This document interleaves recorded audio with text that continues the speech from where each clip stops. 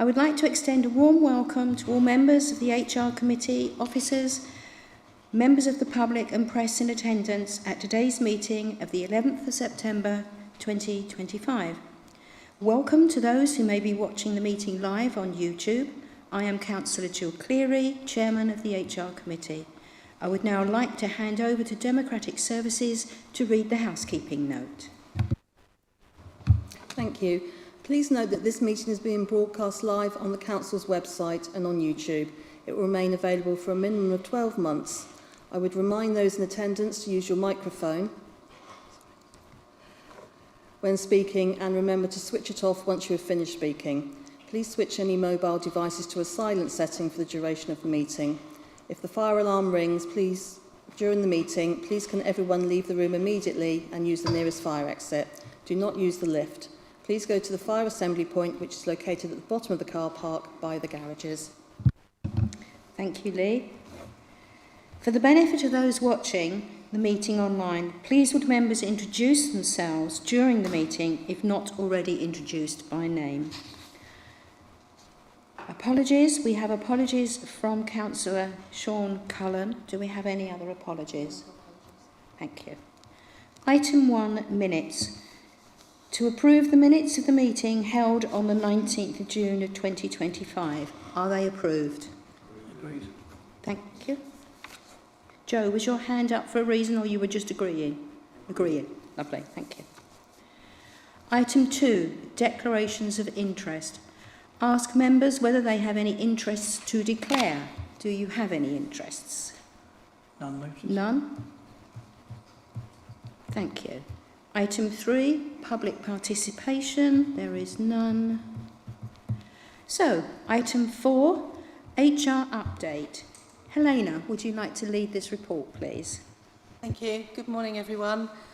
So this is our normal report that I bring to you, just to give you an update on what we've been doing in the HR service over and above our normal everyday bits and pieces. Recruitment has been particularly busy over the last 3 months, and in part that is, of course, due to the number of recruitment campaigns we've been running in the waste service. We've taken time to review our induction process as well and get that up to speed.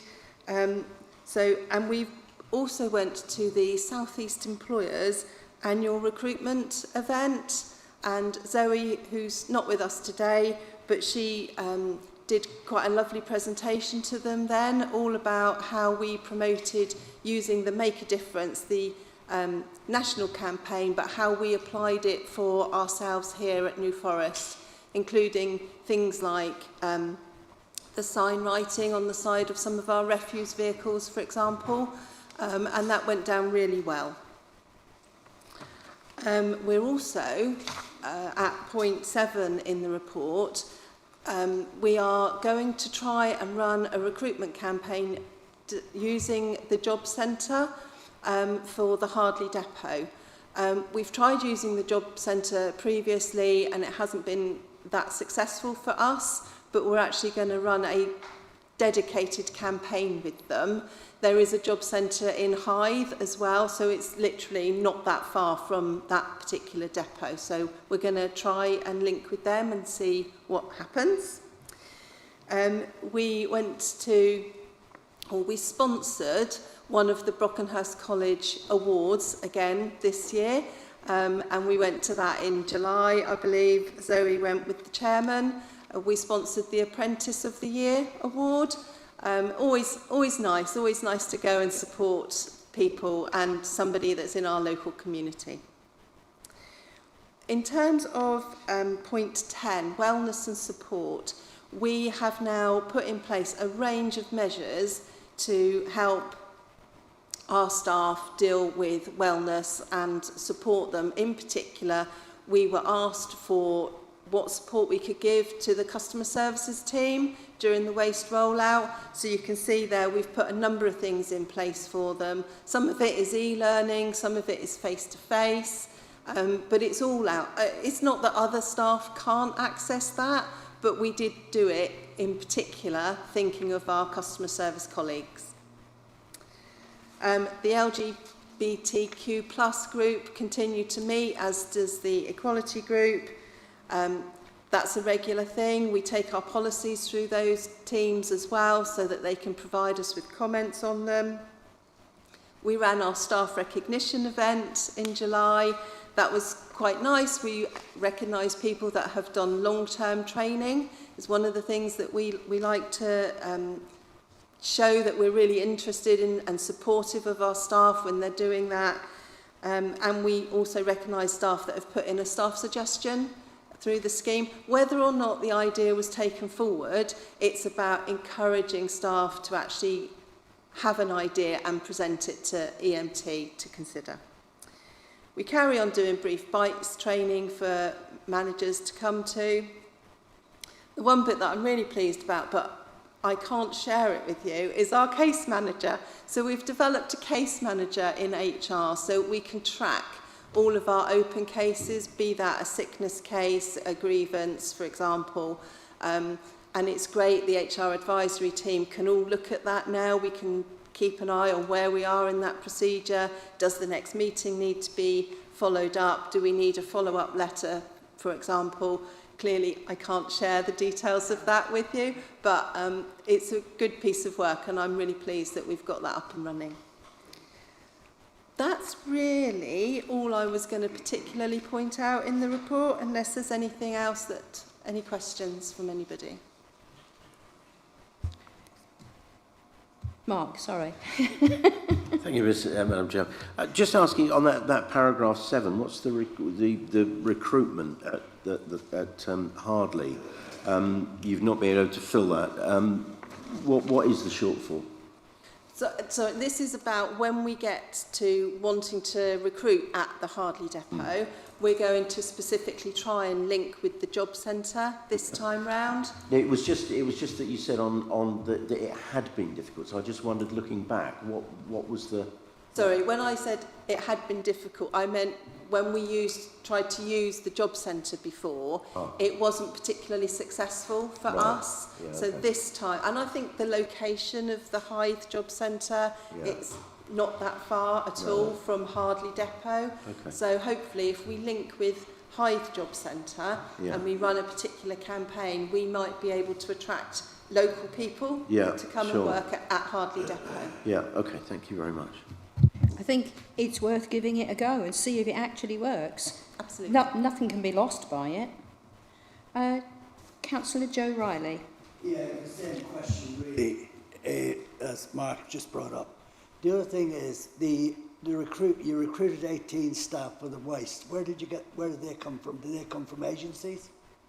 That will be a mixture. Some of them may have been with us previously as an agency worker and we've taken them on, but we've also been advertising. It's on our website, for example. We've used social media as well to try and attract people. So a mixture, a real mixture. Yeah. Are they permanent staff or are they just the permanent staff? Okay, thank you. And I have Councillor Cole McCarthy. Thank you, Chair. Yeah, because I was looking down through the retention point of view regarding the staff that are leaving and the ones that you're hiring at the moment. How are you finding that at the moment from a recruitment point of view? Because it's due to the fact that with everything that's going on in the world at the moment, you get the cost of living rising and people leaving because of higher paid jobs. And also, like, you know, with the budget coming up, how are you finding that at the moment from an employee point of view? Retention is quite difficult, to be honest, and one of the papers that we're going to talk about a little bit later on is the market supplement paper. We recognise LGR is coming. It does make some people a little bit nervous. We're doing what we can to minimise that. I can't tell you right now what our retention figure is at this point in time, but you know, there is a turnover of staff, without a doubt. I could let you know that after the meeting if you are particularly interested in that figure where we are right now. If you wouldn't mind, I'd appreciate that because I'm kind of interested in that area. So thank you, Chair. Now we have Councillor Alan O'Sullivan. Thank you. So, regards to the exit interviews, you've not had a great success in getting that done. And that's, I think, somewhere I saw the form and there's loads of questions on it. And I think anybody doing an exit form just wants to do a short 1 page perhaps, or 2 pages max, not a whole pile of it. There's too many questions and there's too much in the questions, I think. No, absolutely, totally agree. The good news is we're revamping our exit interview.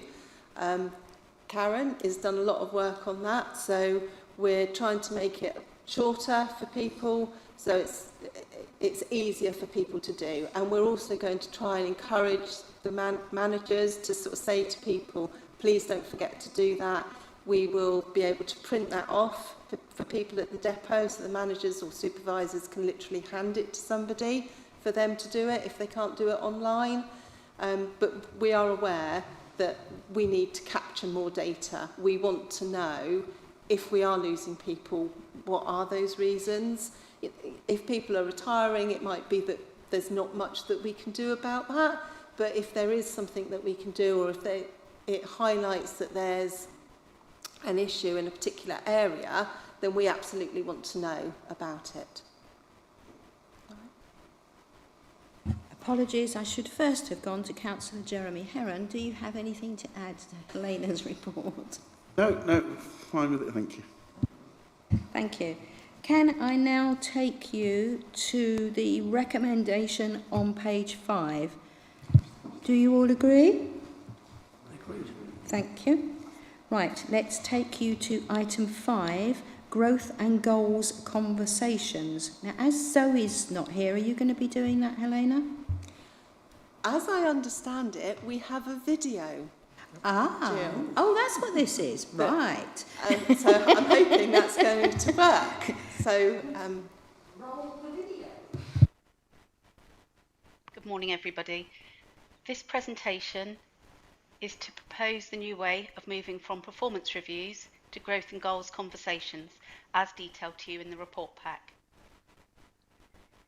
In line with our people strategy and our tree design, you'll know that we've been building our strong roots by creating our behaviours.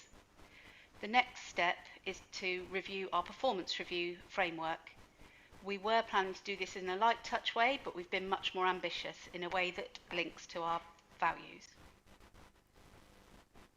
We've done a lot of research in the background, holding focus groups with different groups of staff, leadership team, management team, and our operational teams to gather essential feedback. We've compared this to research nationally, for example, with South East employers and CIPD, and best case studies to look at how we should move forward.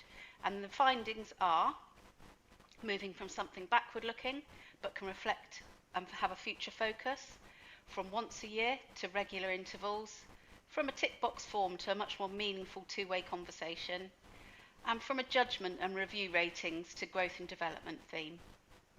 This will help us ensure continuous improvement and engagement, that we're aligned to our dynamic changing goals as we move forward with local government reorganisation and the world generally, and that we have a simple process using MS forms as our preferred route, even as agreed by our operational team, so we're using these across the board. And to enable this to work effectively, we'll provide consistent support and guidance to this.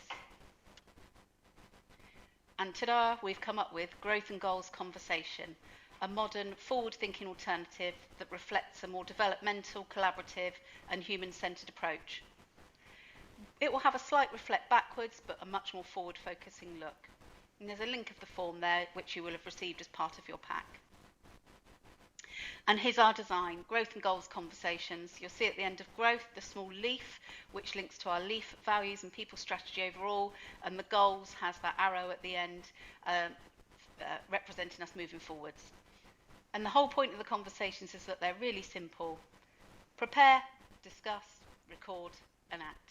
That's as simple as it gets. But the discussions that happen may not be simple, and we'll ensure that managers are equipped with a toolkit and training, and that's mandatory to all before we conduct these. Just a representation for you, maybe easier to see in a diagram how this might work. Above the dotted line is our induction period. You have your new starter, and during the first month they'll have all of their induction aspects, growth and goal conversations as appropriate, and probation reviews until they're confirmed in post, just as they would now. And then the main change is to our ongoing management and discussion cycle, where we would have previously had one annual performance review with one-to-ones in between. We're now proposing to have 3 growth and goals conversations with interim meetings the whole way along. The form's the same, and they'll be able to be had as often, above 3 times, as required. So quite often you might find that people are having 12 a year, 11, 10 a year, depending on the team. Except for in our waste teams, where we've agreed that they will continue to have one formal conversation using the growth and goals conversation form. But if they have more regular conversations with any employees, they can use the form in any way to record those conversations. And those waste teams will continue to have supported toolbox talks alongside this. I've already said, but to ensure success along the way, we are developing toolkits in the background for each of the themes of the conversation, and you'll have read in the reports, those themes are health, wellbeing and resilience, performance looking back, performance looking forward, linking to our behaviours, and focusing on training and development and making sure we're as fit for the future as possible. We'll make sure that our communication is engaging and fit for all across the board when we are ready to go live and have carried out that mandatory training.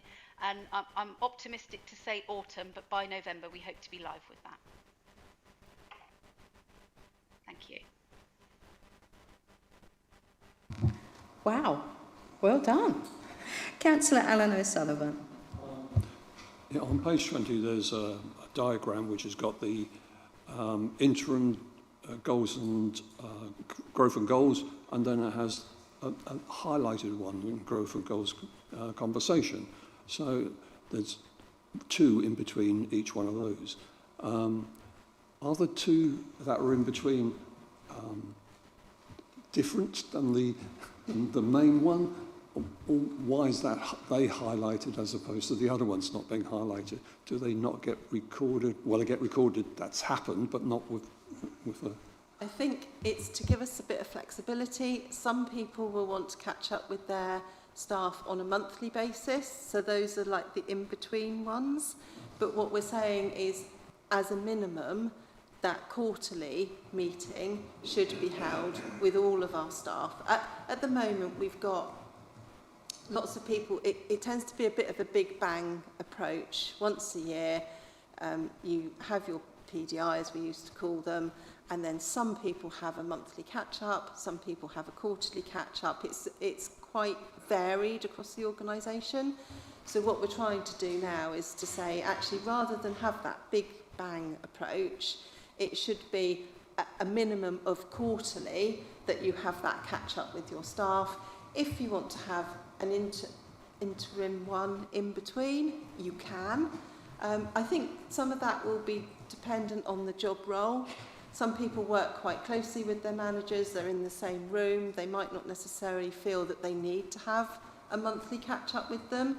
Other people are a bit more remote, maybe don't sit with their manager all the time, so they might find the monthly ones much more helpful to have, to keep an eye on things. Does that make sense? Okay.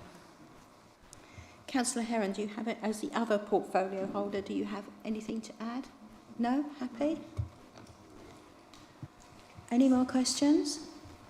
No? Okay. Can I then take you to the recommendations on page 13? Are you all agreed? Can you take it back to Zoe that I thought it was a brilliant video, please? I will. She'll be delighted. Hidden calling, obviously. Yes. You've replaced her, she's AI. Yes. Zoe now, not real Zoe. That's why she's not here. Hopefully she's sunning herself somewhere. Can I take us to item 6, neonatal policies? And I believe Karen is going to lead us on this. Karen, the floor is yours. Thank you. Good morning, everybody. This report and the attached 2 policies just are brought to you to show you 2 new policies that have come in place following the introduction of some national guidelines and national legislation coming into effect that came into effect from the 6th of April this year. It gives all employees the right to time off for neonatal care, should they require that whilst they are employed with us. So just a little bit of a definition of what neonatal care means.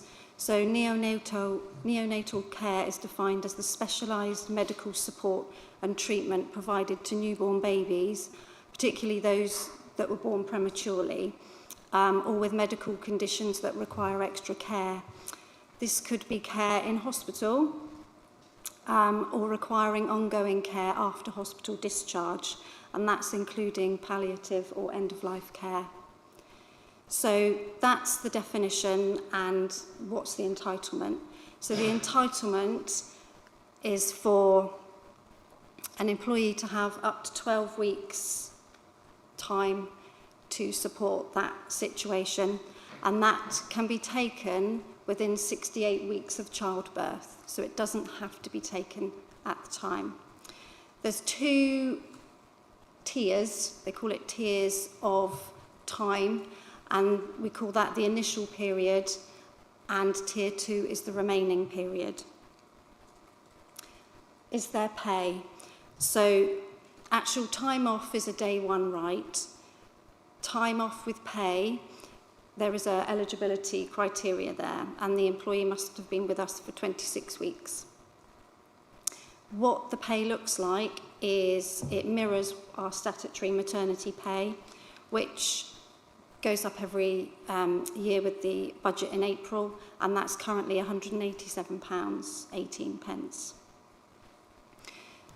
An employee can start neonatal care within 28 days of giving birth, or in regards to adoption, it would be at the placement. Obviously, we have an adoption policy that runs alongside the birth policy.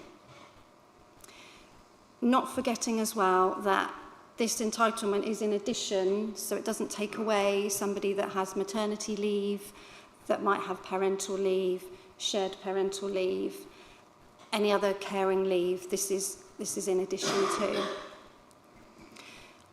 I think should the need arise, and obviously we've consulted with our unions, with the EDI group, the LGBT plus groups, and we'll be doing some publicity about this policy following committee. But I think should this arise, we will obviously be working compassionately and with empathy with any employee that may wish to, that we may wish to bring this to their attention too. I believe that's it, but I'm happy to take any questions. Councillor Heron, this is under you. Any other comments you wish to add? I would on this policy, thank you very much. I'm delighted to see this coming forward. Additional support for people who are probably going through the most difficult stage in their life ever. When these events occur, it is catastrophic and life-changing, and I'm delighted that we are offering additional support to people who are going through that event. Very pleased to see this coming forward. Thank you. I think this is the most compassionate report I've ever read. In actual bits of it moved me to tears, but it's just wonderful. It really is wonderful that we've got it, we've done it, and it's extra to everything required. So well done. Any other questions? Alan O'Sullivan. Hi. On item 11, which is a contract, reserve the right to maintain reasonable contact with you during your thing. Is that in their initial contract? Sorry, which paragraph? 11. Page 44. Thank you. Yeah, page 44.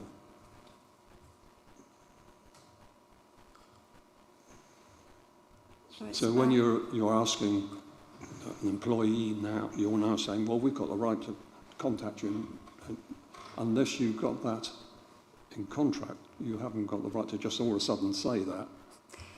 Yeah, I think with any absence, so maternity, when our employees are on maternity leave, we obviously want to maintain contact with them to see, you know, how they're doing, whether they're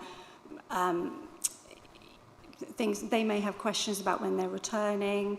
So we would reserve the right to reach out to them, but obviously that would be the manager and whoever the HR advisor would be involved would obviously be aware of the situation, and we would not be in there straight away, you know, when are you coming back? I think it would all be within a considered time frame, and would work with them as to how they want to be communicated with us as well. Okay. You haven't answered the first question, which is, Yeah. would that be in their contract? Oh, okay. And the second thing, some people might find that as a harassment, that you're Yeah. contacting them when they're on leave, even if it's... Yeah, I think we would obviously, I believe it is in their contracts, but we would obviously not go in straight in and obviously demand and at the time obviously say, and when are you coming back? Just to reassure you, I've worked with HR for many years. I think your fears are unfounded, let's just say that. We are very caring, we promote well-being and health, and we absolutely know how to handle sensitive situations, and I know of 2 of 3 that HR have handled, and they've done it beautifully. Councillor Colm McCarthy. Yeah, thank you, Chair. Yeah, I'd like to concur as well. What Councillor Heron has just stated there is actually very well documented, and from the New Forest District Council, I think it's a great thing to be brought forward also, so I do commend you for that. It's just one question. You may have answered it already, so forgive me if I'm bringing this up again. But when somebody comes back after the weeks that they've actually been off, etc., etc., do you mind me asking, how does the NFTC monitor that? Is there somebody in place in the NFTC that actually is qualified to monitor it while they're in the workplace? Because, you know, after a few weeks when, you know, they go through this very difficult stages in their lives, when they come back to work, they're not going to be 100% when they come back. So is there somebody here within the NFTC that monitors that on a regular basis, keeps track of them? And I know the managers will be, but is there somebody qualified to do that from the NFTC? Yeah, so we would, obviously within the HR team, we would be aware of who that person is because we would have worked with them, and we would be putting in place support measures with the manager as to how, you know, perhaps gradual reintegration of workload, and also communicating with that employee as to how also they wish to be brought back into the organisation as well. And obviously colleagues, it would be about disseminating, and obviously the colleagues, close colleagues, may most likely be aware of the situation. We also would more than likely to put them in touch with a wellbeing champion as well to support that approach, and that some of us are wellbeing champions, so are likely to maintain contact with that employee. Yeah, thank you for that. But like what I'm saying is that when somebody comes back to work, you know, they may feel pressure to come back to work due to financial difficulties. And from a New Forest District Council's point of view, when they do come back, the monitoring, like, I feel is essential, because again, they may come back thinking, okay, everything's fine, but it's not fine.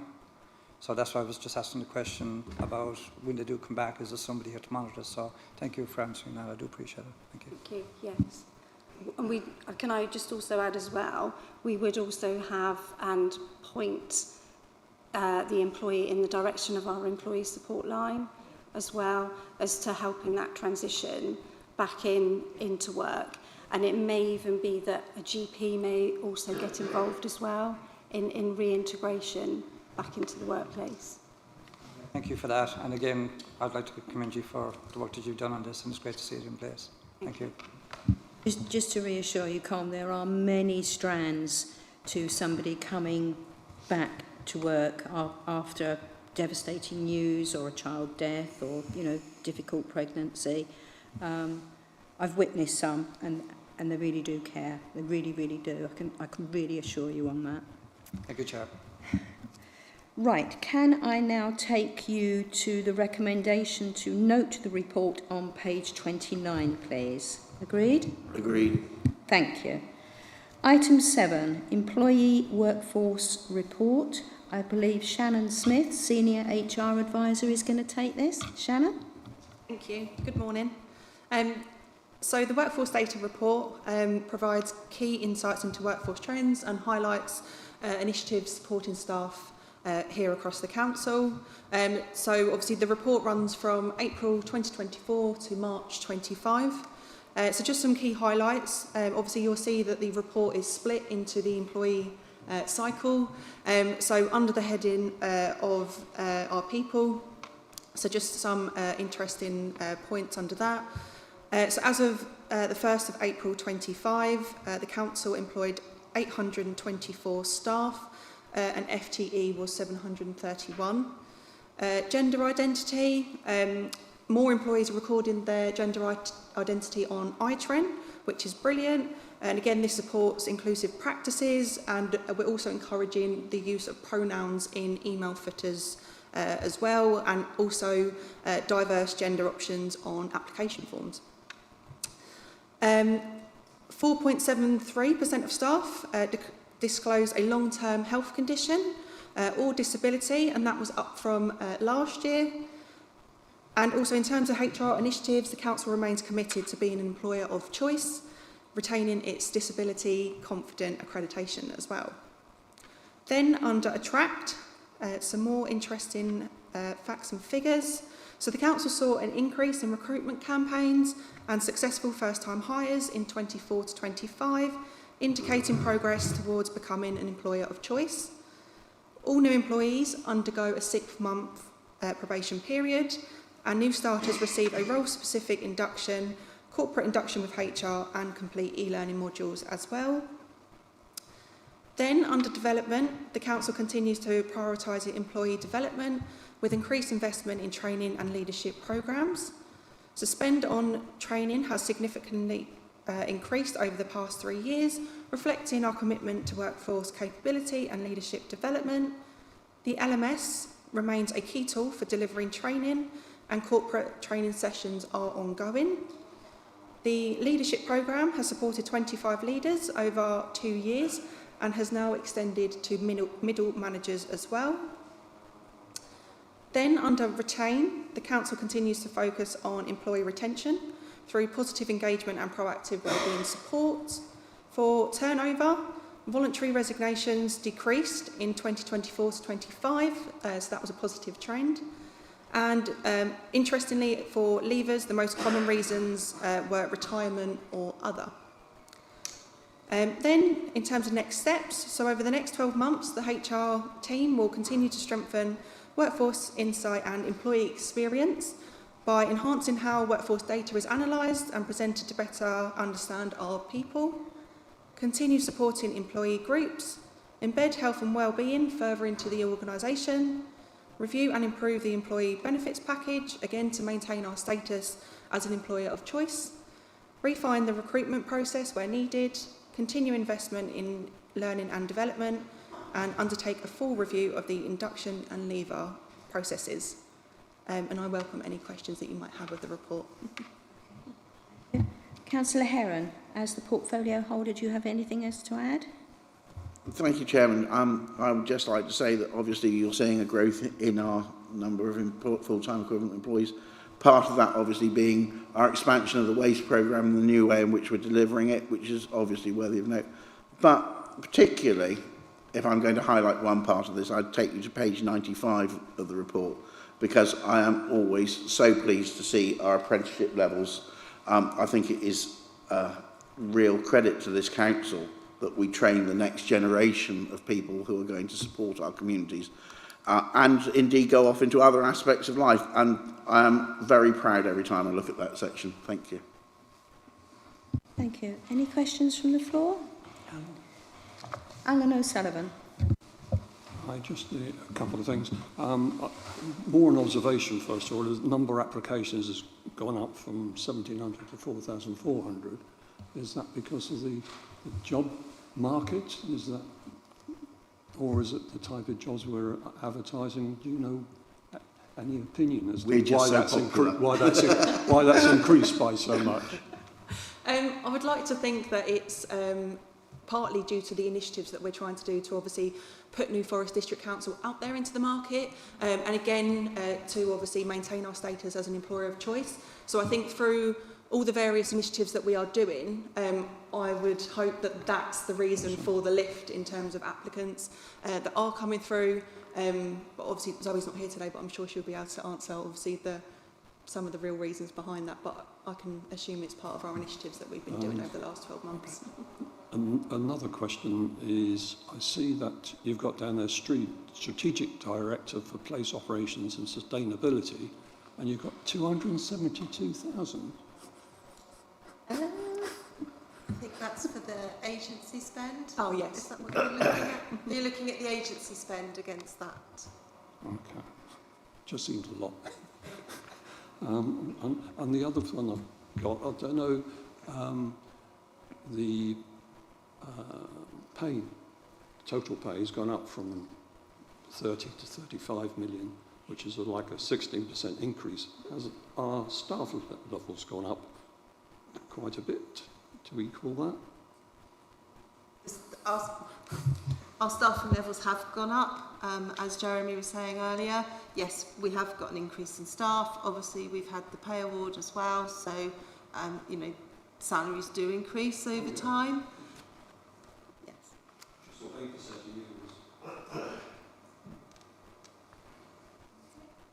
Other questions from the floor? Okay.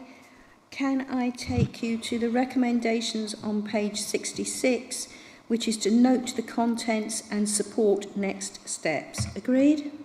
Agreed. Thank you.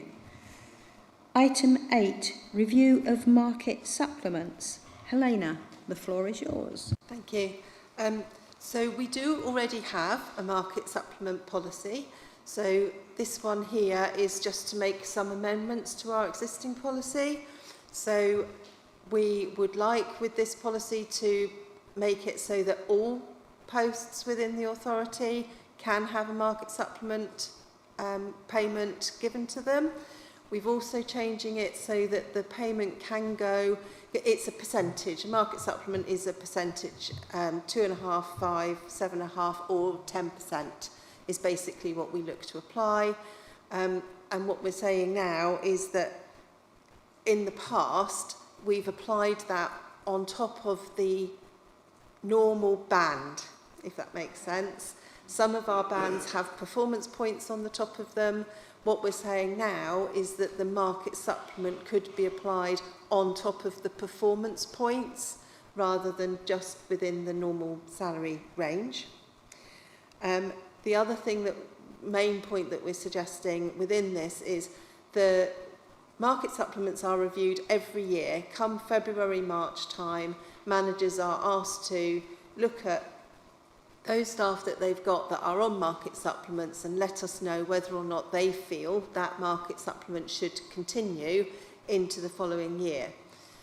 That review will now become really critical because what we're suggesting within this is that when the pay award for that April is then agreed, and we all know that's normally September, October time, that when that amount is agreed, it gets backdated onto the top of the salary grade, and then if somebody had been agreed at 5%, the 5% would then be put on top of the revised salary. I hope I've explained that so that you can follow it through. Those are the main changes to it. We've also said that we could have an interim review if people wanted to review that. So if the annual pay review was given and at that point their decision was that actually we didn't need the 5% on that salary now, it just gives us the ability to review that partway through the year. Those are the main changes. Okay, thank you. Councillor Jeremy Heron, do you have anything to add? Yeah. I mean, obviously, the issue was that the market supplement was eroded by the pay award. What we ensured, but people didn't know that until 3-6 months after the event. So what we've ensured is that doesn't impact in that way. I don't think anyone particularly would want market supplements, but we live in a changing world. The change in local government employment has been vast in the 25 years that I've sat on this council, and how it's and we need a modern, adaptive workforce that delivers the services that our people need. And in order to do that, this is a vital tool in delivering that. So I'm fully supportive of how we've amended it to adapt to the modern pay changes and to ensure that we have the right staff for the right jobs when we need them in this area. And I fully support, as I say, I fully support the proposals. Thank you. Any other questions from the floor?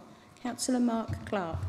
Yeah, just to find out whether this particular change is related to retaining staff during the waste changes. So, you know, we know there's an issue with retention of staff. So is it directly related to the waste? It's not directly related, if I'm honest. I'm not saying it won't help come next year, but that wasn't the driver for making this happen. I think almost more of a driver is actually LGR and us wanting to make sure that we're in a good place and we have got a retention measure that we can use should we need to, because some skills within the organisation are going to become critical for us to retain.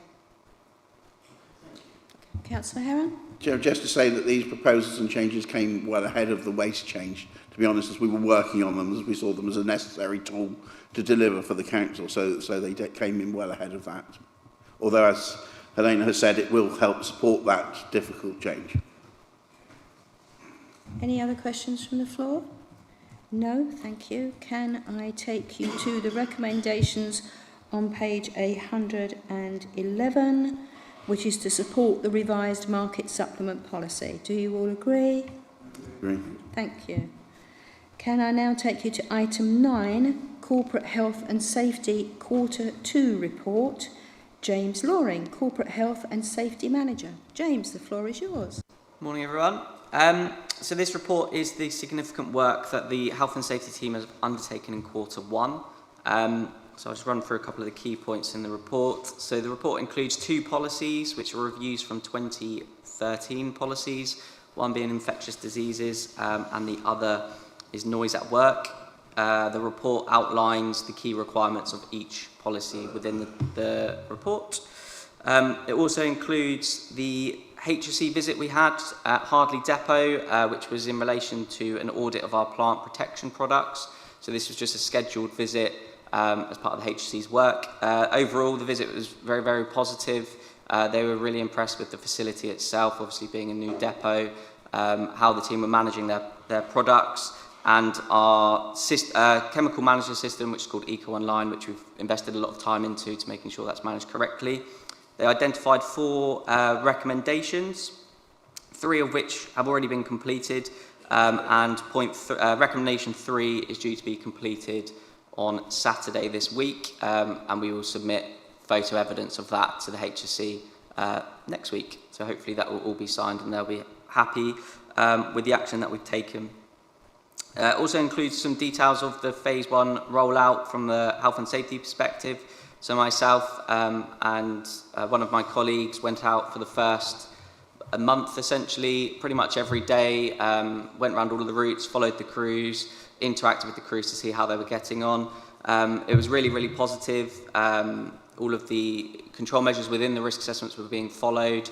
And on discussing with the crews, again, had really good feedback from the changes. Obviously, there was some conversations with residents as well with some of the sticking points, but overall from a health and safety perspective it was really positive, and we've seen that on the data as well, where we've had at the time of the report we had 0 manual handling incidents and needle stick injuries from those areas and those crews.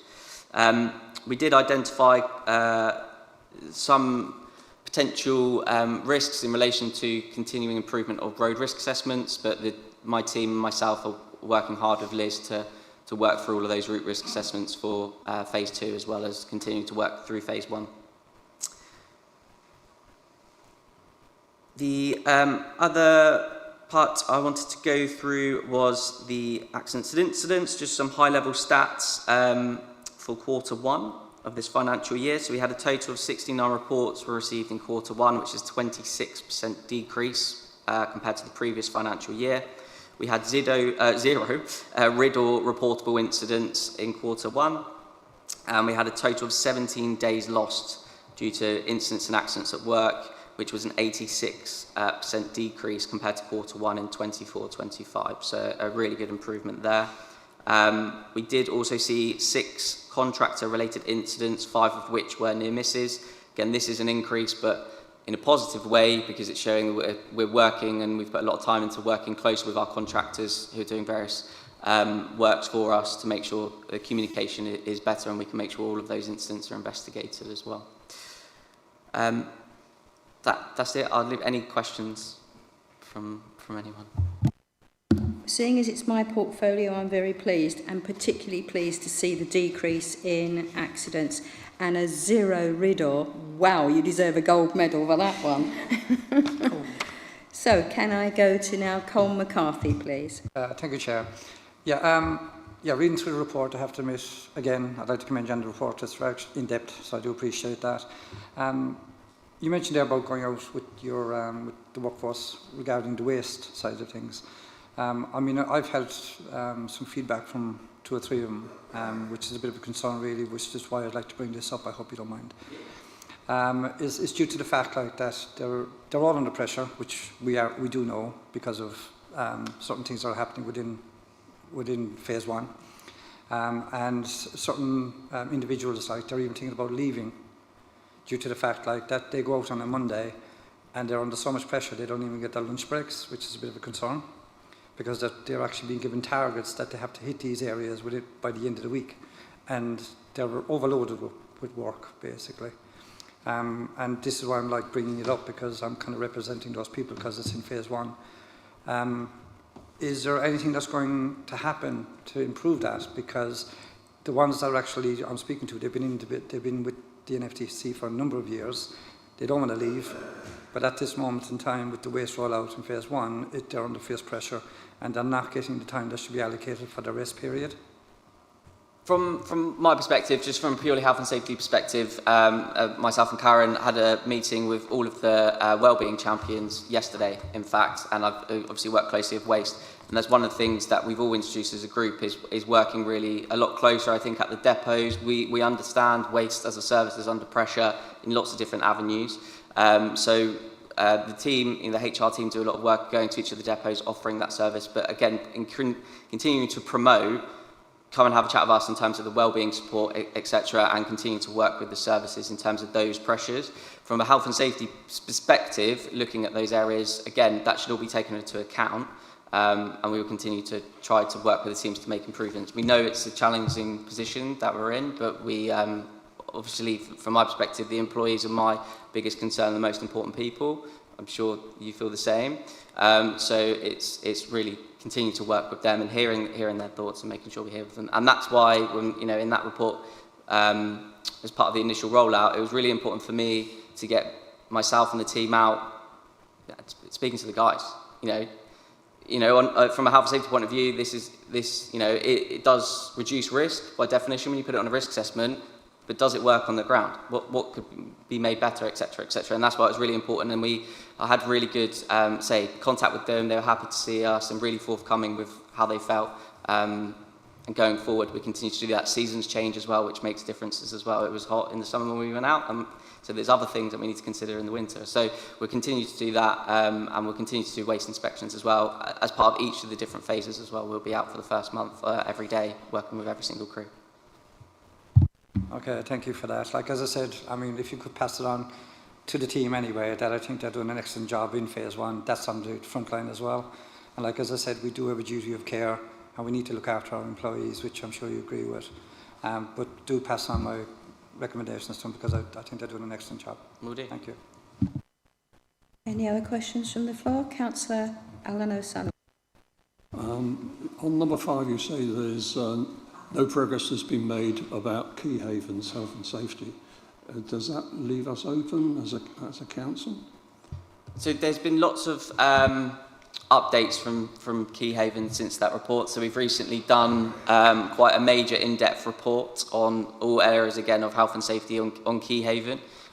We've identified a number of areas that we need to action with a plan going forward. So I've recently released that. It's quite a long, detailed report. I've recently released that to the management team there, and we'll be working through that in stages in terms of priority to make sure the right resources provided. I've also got a new member of my team as well, so it's a good opportunity for him from a learning perspective, learn the council and has time to focus on specific projects. So that's where we're going. So there's areas for improvements, which is like the report says, but again, from our perspective, it's focusing on that and making sure the right support's given to those teams.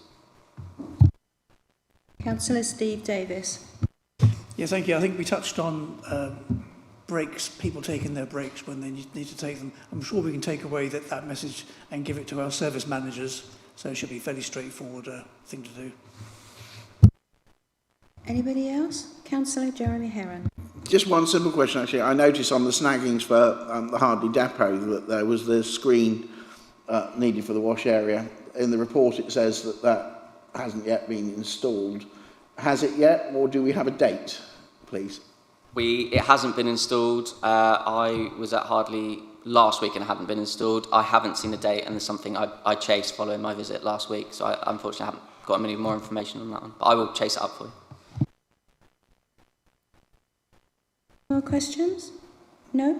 Can I then take us please to the recommendation on page 121, and there are 3 of them. Do you all agree? Agree. Thank you.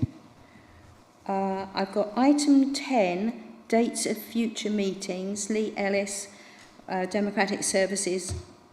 We've got those. Anyone got any problem with any of the dates? All happy? Yep, lovely, thank you. And then last item is item 11, the work programme. Helena, are you going to kind of scoot us through this?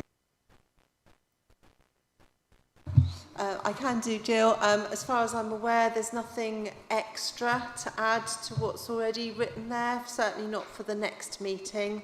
Our next meeting is quite key because that feeds then into council, so the pay policy statement will come to the next meeting. So it's a key document for us, so we'll make sure that that's there.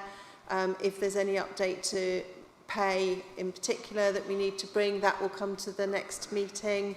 Other than that, gender pay gap will also come to the next one. So it should be quite a full meeting next time. It wasn't full today. Well, I'm just keeping up the momentum. Everyone happy with the work programme? If you want anything added, can I ask you please to get in contact with Helena? Thank you. So, thank you everyone. I now declare the meeting closed.